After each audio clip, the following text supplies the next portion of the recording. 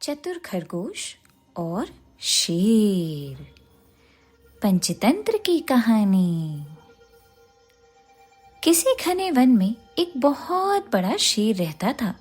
वह रोज शिकार पर निकलता और एक नहीं, दो नहीं, कई कई जानवरों का काम तमाम कर देता। जंगल के जानवर डरने लगे कि अगर शेर इसी तरह शिकार करता रहा तो एक दिन ऐसा आएगा कि जंगल में कोई भी जानवर नहीं बचेगा। सारे जंगल में सनसनी फैल गई। शेर को रोकने के लिए कोई ना कोई उपाय करना जरूरी था। एक दिन जंगल के सारे जानवर इकट्ठा हुए और इस प्रश्न पर विचार करने लगे। अंत में उन्होंने तय किया कि वे सब शेर के पास जाकर उनसे इस बारे में बात करेंगे। दूसरे दिन जानवरों का एक दल शेर के पास पहुंचा। उन्हें अपनी ओर आते देख शेर घबरा गया और उसने गरज कर पूछा, क्या बात है? तुम सब यहाँ क्यों आ रहे हो? जानवर दल के नेता ने कहा, महाराज, हम आपके पास निवेदन करने आए हैं। आप राजा हैं और हम आपकी प्रजा। जब आप शिकार करने निकलते हैं तो बहुत जानवर मार डालते हैं। आप सबको खा भी नहीं पाते। इस तरह से हमारी संख्या कम होती जा रही है। अगर ऐसा ही होता रहा तो कुछ ही दिनों में जंगल में आपके सिवाय और कोई भी नहीं बचेगा। प्रजा के बिना राजा भी कैसे रह सकता है? यदि हम सभी मर जाएंगे तो आप भी राजा नहीं रहेंगे। हम चाहते हैं कि आप सदा हमारे राजा बने रहें। आपसे हमारी विनती है कि आप अपने घर पर ही रहा करें। हर रोज स्वयं आपके खाने के लिए एक जानवर भेज दिया करेंगे। इसी तरह से राजा और प्रजा दोनों ही चैन से रह सकेंगे। शेर को लगा कि जानवरों की बात में सच्चाई है। उसने पल भर सोचा, फिर बोला, अच्छी बात है। मैं तुम्हारे सुझाव को मान लेता हूँ, लेकिन याद रखना, अगर किसी भी दिन तुमने मेरे खाने के लिए पूरा भोजन नहीं भेजा तो मैं जितने जानवर चाहूंगा मार डालूंगा। जानवरों के पास तो और कोई चारा नहीं था, इसलिए उन्होंने शेर की शर्त मान ली और अपने अपने घर चले गए। उस दिन से हर रोज शेर के खाने के लिए एक जानवर भेजा जाने लगा। इसके लिए जंगल में रहने वाले सब जानवरों में से एक एक जानवर बारी बारी से चुना जाता था। कुछ दिन बाद खरगोशों की बारी भी आ गई। शेर के भोजन के लिए एक नन्हे से खरगोश को चुना गया। वह खरगोश जितना छोटा था उतना ही चतुर भी था। उसने सोचा, बेकार में शेर के हाथों मरना मूर्खता है। अपनी जान बचाने का कोई न कोई उपाय अवश्य करना चाहिए और हो सके तो कोई ऐसी तरकीब ढूंढनी चाहिए जिससे सभी को इस मुसीबत से सदा के लिए छुटकारा मिल जाए। आखिर उसने एक तरकीब सोच ही निकाली। खरगोश धीरे धीरे आराम से शेर के घर की ओर चल पड़ा। जब वह शेर के पास पहुंचा तो बहुत देर हो चुकी थी। भूख के मारे शेर का बुरा हाल हो रहा था।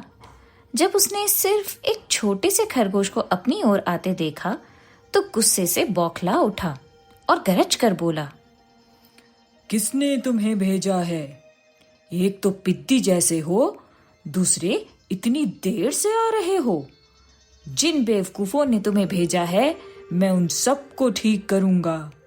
एक एक का काम तमाम न किया तो मेरा नाम भी शेर नहीं। नन्हे खरगोश ने आदर से जमीन तक झुककर कहा, महाराज, अगर आप कृपा करके मेरी बात सुन लें तो मुझे या और जानवरों को दोष नहीं देंगे।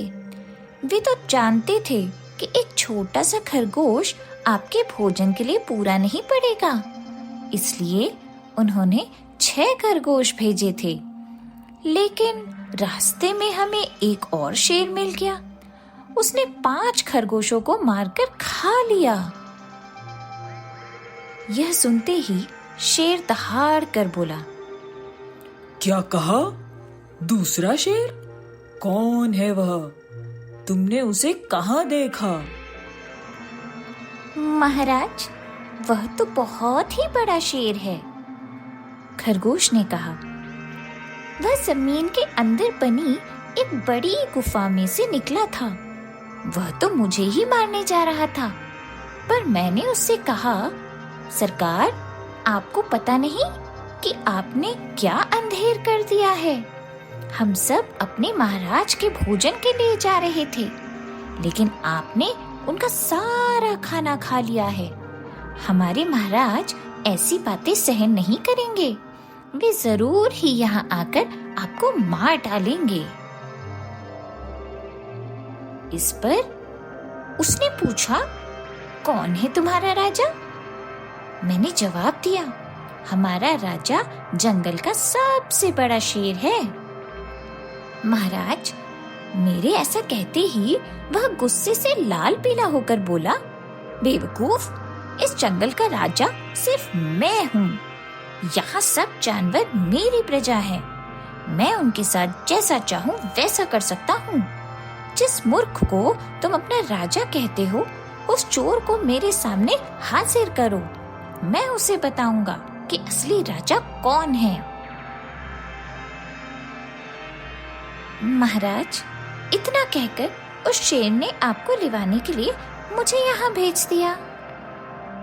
खरगोश की बात सुनकर शेर को बड़ा गुस्सा आया और वह बार बार गरजने लगा।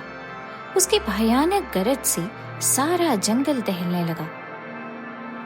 मुझे फौरन उस मूर्ख का पता बताओ, शेर ने दहाड़ कर कहा। जब तक मैं उसे जान से ना मार दूंगा, मुझे चैन नहीं मिलेगा। बहुत अच्छा महाराज, खरगोश ने कहा। मौत ही उस दुष्ट की सजा है। अगर मैं और बड़ा और मजबूत होता तो मैं खुद ही उसके टुकड़े टुकड़े कर देता। चलो, रास्ता दिखाओ, शेर ने कहा।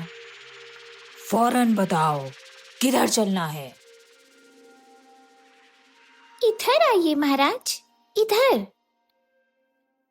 खरगोश रास्ता दिखाते हुए शेर को एक कुएं के पास ले गया और बोला, महाराज, वह दुष्ट शेर जमीन के नीचे किले में रहता है।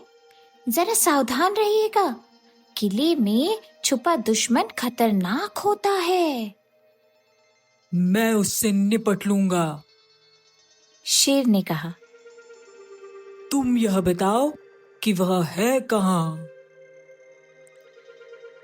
पहले जब मैंने उसे देखा था, तब तो वह यहीं बाहर खड़ा था। लगता है आपको आता देखकर वह किले में घुस गया। आइए, मैं आपको दिखाता हूँ।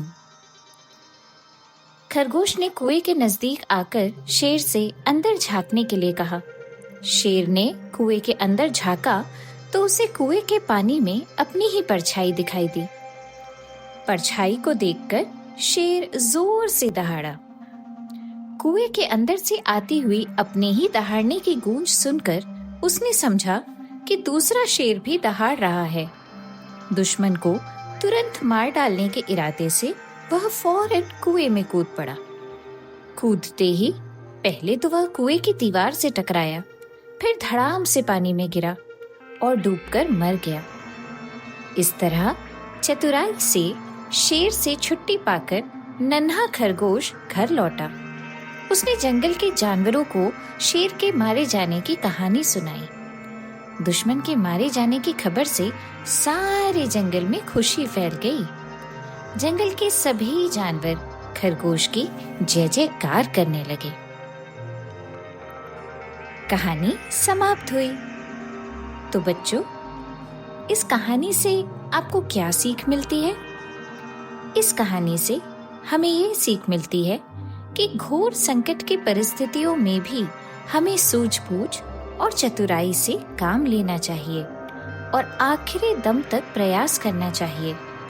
सूझबूझ और चतुराई से काम लेकर हम भयंकर संकट से उबर सकते हैं और बड़े से बड़े शक्तिशाली शत्रु को भी पराजित कर सकते हैं। उम्मीद करती हूँ आप सबको यह कहानी बहुत पसंद आएगी। ऐसी ही और कहानियों को सुनने के लिए हमारे चैनल को लाइक और सब्सक्राइब करें। अब मिलेंगे आपसे अगली कहानी में। Bye bye.